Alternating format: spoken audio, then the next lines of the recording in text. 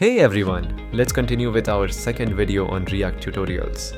In today's video, let's check what to download to run React app, how to create a React application, discuss its file and folder structure, how to style the pages, what are components and how it is used, and create a form and a button component. Before we get started, make sure you have nodejs installed. If you don't, just head over to this website and download it from here.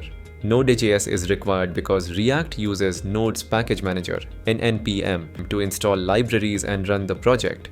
After download, install it and verify the installation using node-v command in the terminal. We also need a code editor to write the code. You can download VS Code from this site, as this editor have plenty of plugin supports which will later be helpful for you. Once you've got Node.js and VS Code set up, it's time to create the React app. Open your terminal and run this command, npx create React app followed by the project name. Here, npx is a tool that comes with Node.js and allows to run packages without installing them globally. Create React app is a command line tool that quickly sets up a new React project for us with all the necessary files. It will take some time to complete the installation. Make sure you have a moderate to high-speed internet connection. After the installation is complete, navigate into your project folder using cd command. Then type code space dot to open this folder directive in VS Code. Now that we have our app installed, let's explore the folder structure that React sets up for us. When we create a new React app using create React app, it generates a bunch of files and folders. Let me walk you through each of them. First, at top we have the node modules folder. This is where all our project's dependencies live. It contains the libraries and tools needed for the React app to run. We don't need to worry about modifying anything in here.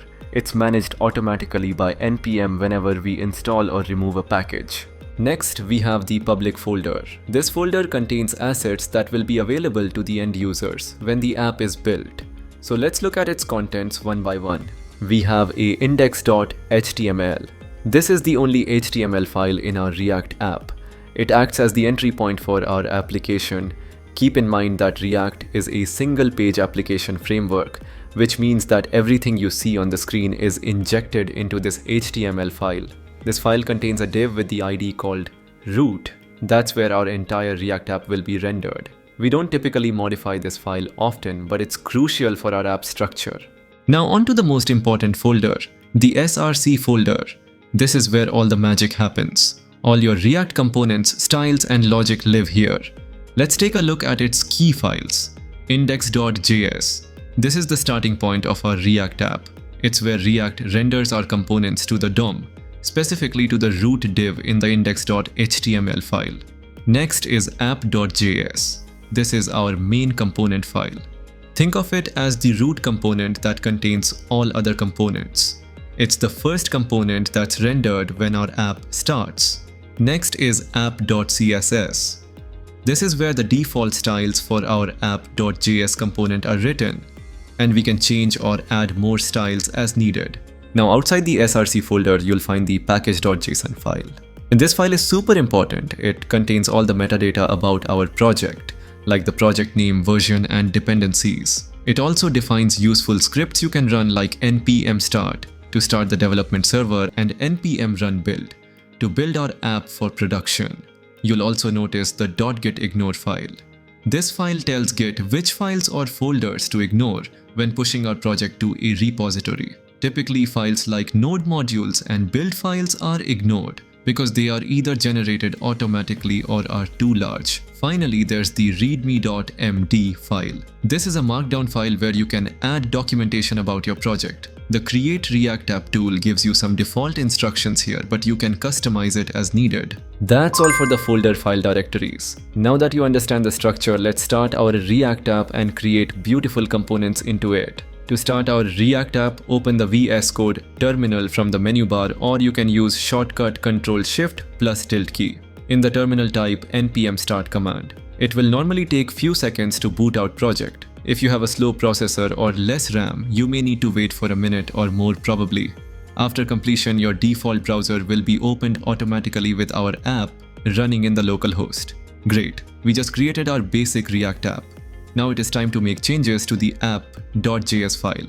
and let's see how it changes our app. In our app.js file, let's remove this p tag and write our title in between the h1 tags. That simple, right? You can inspect the page using inspect element option and can view the page's HTML codes to know the order it is loaded in the browser.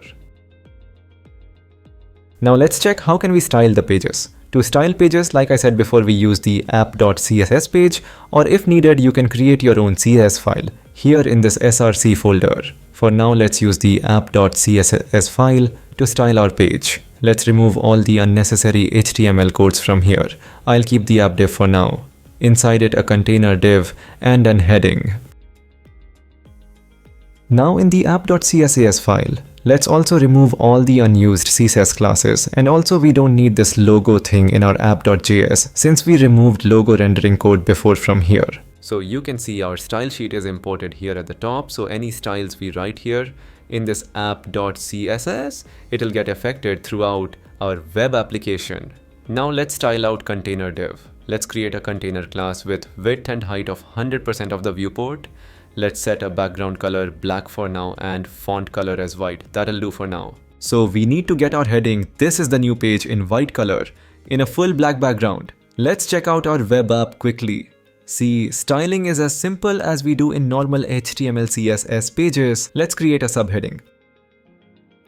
Created using ReactJS. Now let's give a class name for the subheading as red. Then define the red class here in style sheet and let's give it font color as red.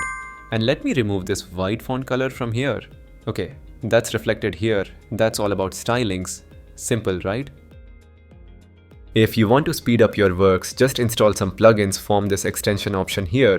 Search for React and install this ES7 React plugin and also this simple React snippet plugin. By this, you'll get auto-generated basic code snippets or boilerplate codes. Next, moving on to creating components. For now, let's do a quick check at components, and I'll cover it in detail on another video. I'll create a folder named components inside our src folder. Inside that, let's create a form component. Here I'll be using JSX format, and in case you don't know what JSX is, it simply is a syntax extension for JavaScript that allows us to write HTML-like markup in a JavaScript file. So now we have our form component. I'll import React at the top for the compilers. Then I'll create a arrow function with the name of the page. And for now, I'll return just a statement, and last exporting it in bottom. Now we need to call this component in the main app.js file. As I said earlier, that all the things user need to see will be rendered through this file. So let's import it by simply typing import form. And if you typed correctly, you'll get suggestion drop-downs like this. So you can select the file you need to import. Then let's give a heading here. You can skip this. I just gave this to show the changes after displaying the component here. Then let's define our component here. That's all. Let's quick check our app now. Here we got our result rendered. Now let's create a proper form element in the form component file. In the form component page, let's create an input element with type text and enter username in the placeholder.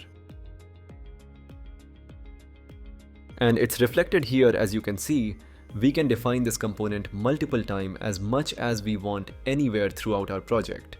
And this is one of the advantages of breaking elements into components. Next, let's create a password input field and an input field for email too.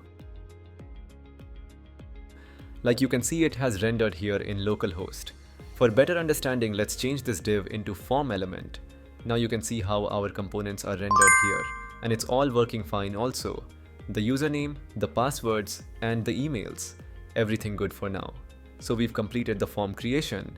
Next, let's move on to creating button components. Inside our component folder, let me create a button folder for our buttons with a file button.jsx.